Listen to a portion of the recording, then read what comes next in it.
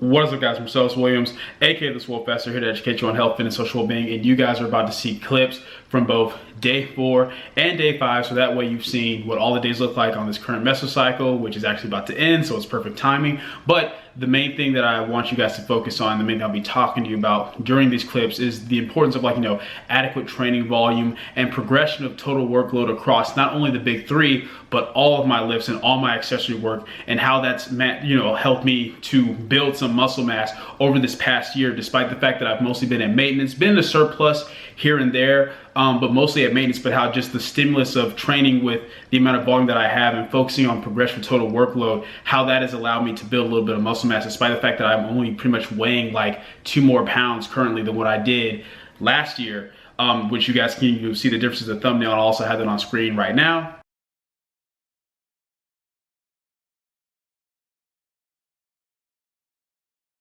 You guys can see the differences, pretty subtle differences to me, but mainly in the lats and the upper back trap area of my delts, seeing the growth and progression that's happened. I'm just gonna be talking about the process of that, and the different ways to make sure you're ensuring progression with your accessory work, whether you're doing straight sets, myo reps, or just the different facets of how if you're increasing on your big movements, but your smaller, your accessory isolation movements are kind of staying the same, but you're still kind of pushing those to failure, while make sure you're ensuring actual progression of the other movements, how the total workload is still going up. I'm gonna be going over all of that during this video. But before that starts, I want to make an announcement to you guys. So 2 announcements, good news and bad news, or nothing is really bad news, but one thing you guys are gonna love to hear, the other thing a lot of you probably won't be as happy or excited to hear about. But the first thing is that I will be in the SoCal area from August 23rd to September 24th. I'm gonna be there for an entire month with my coach Brendan, aka Aesthetic Strength, and his girlfriend Kristen, and we're just gonna be producing a lot of content for you guys. I'm talking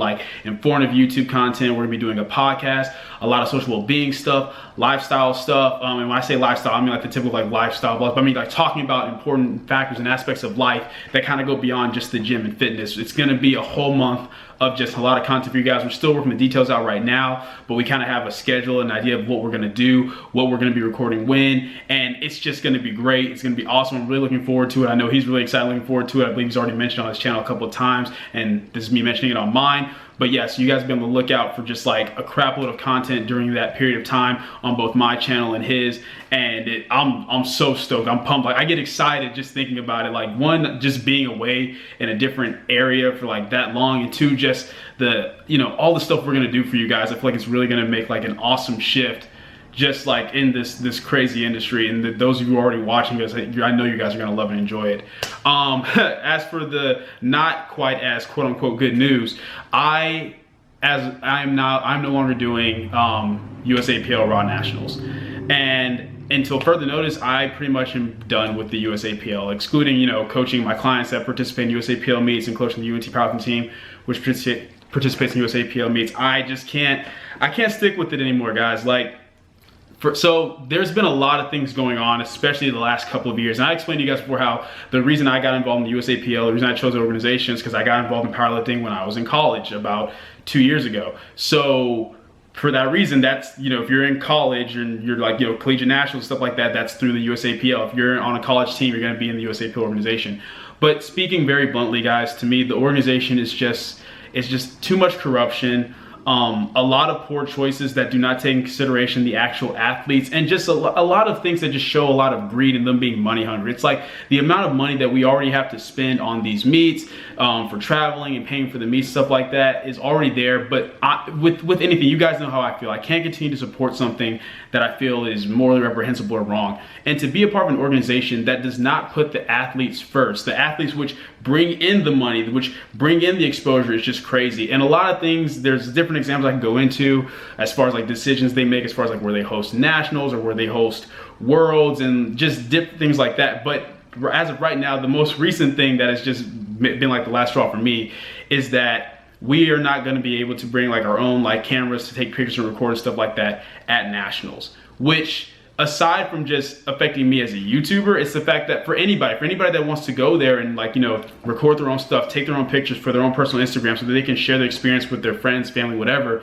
The fact that we're not able to do that is insane to me. Yes, it's live streamed and stuff like that on the internet, but the fact that you can't capture those moments for yourself in the way that you choose to, because they're essentially trying to force us to use their services and pay for their services for pictures, stuff like that. When it's like, Nationals is already crazy expensive due to the location, just the travel fees alone, the registration fee is already higher. And it just comes down to the fact that, once again, doing things that are just short-term best for the organization money-wise, but they're not even thinking long-term, because when we share these things through YouTube and Instagram, we are providing exposure for powerlifting, for the sport. We're providing exposure for the organization, USAPL.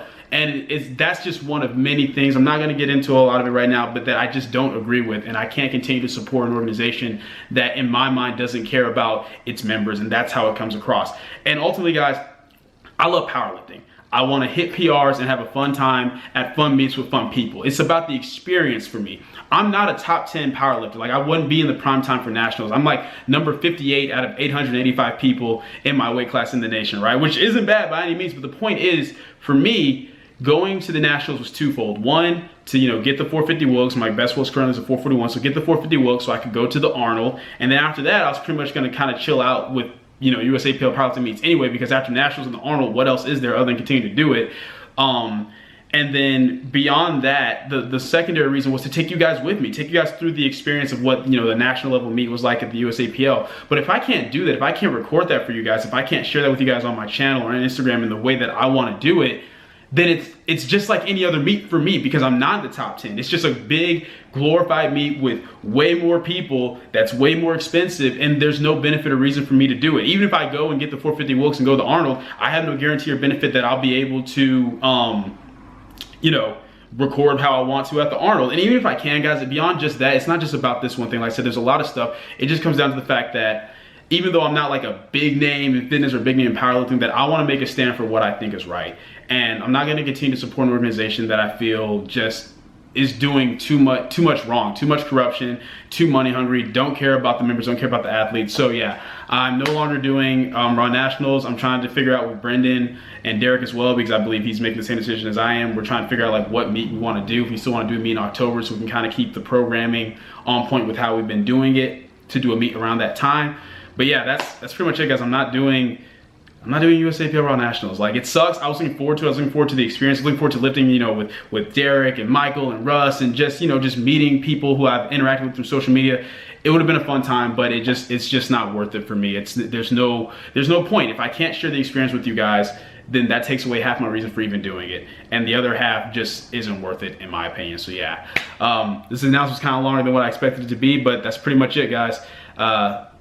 Enjoy the rest of the actual video, as far as like, you know, the volume, accessory, all that kind of stuff. And like I said, just be on the lookout for all that awesome content that's gonna be coming from both Brendan and myself through the months of, you know, August 23rd to September 24th. But yeah, enjoy the rest of the video.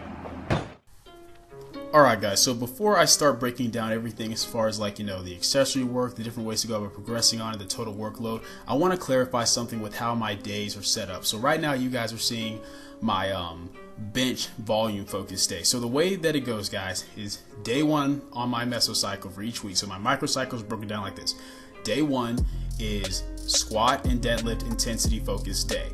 Day two is my bench intensity focus day. Then I rest. Then day three is my squat and deadlift volume focus day. Day four, which is the stage you guys are seeing now, is my bench volume focus day. Then day five is my technique based focus day, where I get a little bit of additional volume in for the squat and the bench press. A lot of you guys seem to be confused because you're like, wait, if your technique day is 4 sets of 8 and your volume days are sets of 6 and 7, then aren't your technique days, technically aren't those going to be like your volume focus days? But keep in mind, volume is the total workload, guys. The sets times the reps times the weight. If you take the amount of total workload that I'm doing, for example, on my squats on my volume focus day, where I have a top set of 7 with a certain amount of weight, a top set of 6, and then 3x6 back down sets. If you multiply all that together, you're going to get a far greater total number, total volume, total workload than what you're going to get if you just take the 4 sets of 8 that I have on squats on day 5, the technique based day. Because that's the thing, even though it's 4 sets of 8, it's with such a light weight to where the focus of it is technique. It's 4 sets of 8 so that we get more additional volume in, but also we can just focus on repetition of the movement. But it's light enough to where I don't have to worry about experiencing a whole bunch of form breakdown, which you guys will see when we get to those clips. So now that's cleared up, what I want to talk about is how pretty much that is how, in my mind, I've been able to progress the way that I have as far as building the little bit of muscle mass that I have over the past year, especially the past 6 months working under Brendan, but even before that, was because I focus on progression across all aspects, right? Even as a powerlifter, yes, my primary focus is to progress on the bench, the squat, and the deadlift, but I always make sure that I have a back dominant movement, whether it's a pull-up, weighted pull-up, some type of row that I'm focusing on at all times to focus on maximizing back development. And the way I progress on that, I kind of try to focus on progression on that in the same way that I do with, like, you know, my bench, my squat, or my deadlift. I try to periodize it to a certain degree as far as like, okay, gradually just each week I want to make sure that with week to week, month to month, that I'm seeing increases on this movement, whether it's 4 sets of 5, whatever it may be.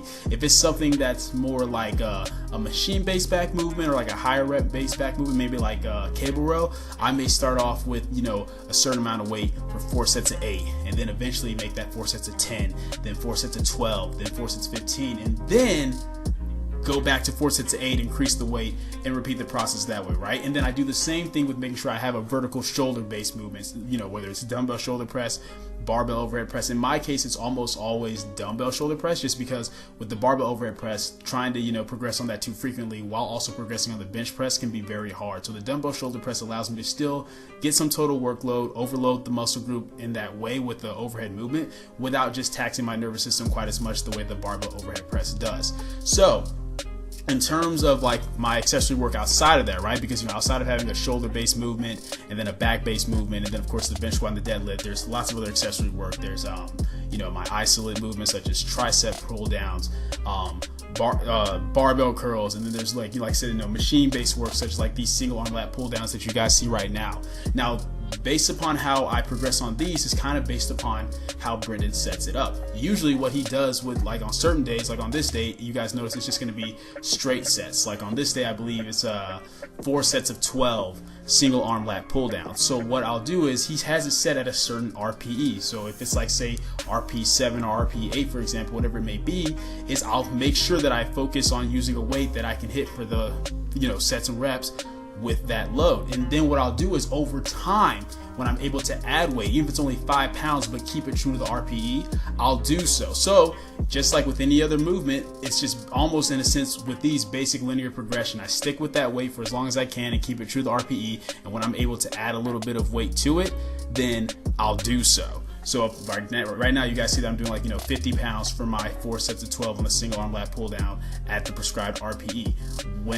By the time I'm on my next block, so I've been using this weight for pretty much this entire block, I'll add about 5 pounds and see if I can keep it true to the RPE, and if so, I'll stick with that. So with my accessory work, rather than trying to focus on like, you know, adding weight every single like week, I focus more on adding weight every single block. Or, you know, if the reps go up, then I'll keep the weight the same, because, you know, whether it's going up through reps, sets, or weight, the total workload is still increasing. Now, another thing to keep in mind, guys, is technically speaking, even if like a lot of you may be wondering, well, if you only do it like, you know, every block, is that really ensuring progression? It is, because keep in mind, I'm still progressing on my bench, my squat, my deadlift, my other big movements. I'm still progressing on those, you know, from week to week. So even though I may be using the same weight for the same amount of sets and reps for like, you know, 3-4 weeks at a time, the total weekly workload on the muscle groups is still going up because I am still progressing on those bigger movements. So just keep that in mind as far as like how it works with the straight sets. Plus, like we said, the biological law of accommodation usually kicks in after about 3 weeks. So the fact that I go, you know, use the same load on my accessory works for about like, you know, 3 to 4 weeks isn't a big deal, because with each new block or new mesocycle, I will increase some aspect of it, whether it be weight, reps, sets, whatever it may be, however Brendan decides to program my accessory work for that upcoming block. Now right here, like I said, this is an example of what you guys can see as far as, you know, me doing the 4 sets of 8 with 315 on squats. Like I said, with this week, for example, on this day, day 5, yeah, I had 4 sets of 8 with 315, but that's not as much workload as doing a top set of 7 with 347, then a top set of 6 with 358, and then 3x6 back downs with 330 pounds. If you guys were just to multiply all that together and put the numbers in, you'll see that it's greater volume on the actual volume squat day than on this technique based day. Same thing with the bench press. Now, back to the accessory works. That's one way to go about it, right? Just using straight sets, and then over time you're adding some type of factor, either increase the reps, increase the weight, just like you would with any other movement in the traditional way. And I've explained that type of progression to you guys before. Now, in terms of mile reps, which you guys are going to see right now, keeping in mind that the way the mile reps work is you'll take a weight that you can do from anywhere from 15 to 20 reps. You'll do that for a set. You'll rest 15 seconds. Then you'll immediately do a set to failure. Rest 15 seconds, do a set to failure. Rest 15 seconds, do a set to failure. So you can do anywhere from 3 to 4 clusters. So it'll be 3 to 4 total sets essentially, including that first initial set. Now, the way I like to progress with these, since I'm going to failure, is even though I'm going to failure, I still try to keep track of how many reps it takes me to hit failure. And then what I'll do is, even though I may be using the same weight for that whole block, is each week I'll try to see if I can squeeze out one more rep, because even that extra rep is going to be more total workload. Keeping in mind with the mile reps, the whole point is to do them at the very end to just really burn out and fatigue the muscles. So long as you're still, once again, progressing on your bigger movements, then even if you're hitting about the same rep ranges on your mile reps for your total reps, you're still going to see improvement. But then another way to, once again, ensure that progression is that if you're hitting around the same rep range from week to week, each block just increase the weight a little bit. For example, if I'm doing 20 pounds for my dumbbell lateral raises for an entire block of 4 weeks, and let's say I'm hitting on average for the total reps together 38 to 40 reps, let's say I'm getting that, and it stays around that consistently for the whole block, that's fine. The next block I'll just go to 22 and a half pounds for dumbbells, or 25 pounds for the dumbbell lateral raises, and that way if I'm getting around the same rep range, or even if my rep ranges go down a little bit, I'll build it back up and I'm still increasing that total workload, which is the primary goal. But the way I like to go about it is just ensuring that each week, or at least every other week, that I actually am getting maybe 1 or 2 more reps on that last AMRAP set for the mile reps, because doing so is what's going to ensure progression with that. So there's lots of different ways to go about it, guys, and once again, it depends upon your goals. If you're someone where you're a bodybuilder, you're more focused on hypertrophy, the way you have your movements laid out can be more balanced, to where you're focused on kind of progression on them equally across the board. Even if you're not going to add a bunch of weight to any particular lift very quickly, if you're adding a little bit on all of them across the board, that's fine, because the point, you're using strength just as a tool to increase your total workload in order to build muscle mass. Building strength itself isn't the primary goal, but for me as a power lifter, I want most of my focus and my energy to go towards increasing my bench, increasing the squat, increasing the deadlift. So my accessory work, while is being properly placed, the point of it and the goal of it is to just help me increase a little bit more workload without taxing my recovery. Like I said, if my triceps are a lagging area, it makes more sense for me to throw in some tricep press downs at the end of my routine and try to add that in for total workload, than to add 3-5 more sets of bench press on a day when I'm already benching 3 times a week. Because once again, we have to think about recovery and workload. You can use the same example with the squat or the deadlift. If you're already deadlifting twice a week and you have an intensity day and a volume day, thinking, oh well, I need more glute or hamstring work, let me throw in more deadlifts, isn't the smartest thing to do, because it's going to be very hard on your nervous system. Instead, throw in some leg curls, throw in some glute cable pull throughs, whatever it may be. So that's pretty much what I want to focus on with this video, guys, was the importance of just knowing how to properly utilize the accessory work, more from a powerlifting perspective, like how I'm focusing on progression on it. I'm not just going in there doing the same thing over and over. I am seeking progression. It's just more of a long-term style thinking as far as the progression. But yeah, that's pretty much all I want to touch on, guys, with this topic as far as the volume.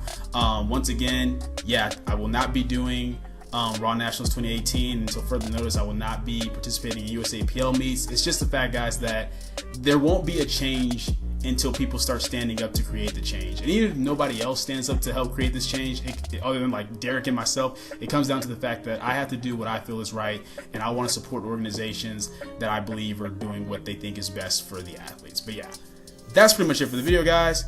Hope you guys enjoyed it. If you did, go ahead and leave a comment down below. Let me know what you did. If you're not, leave a comment down below. Let me know what I can do to get better. Like the video, share, subscribe. Keep it simple, specific, scientific. I'll catch y'all later.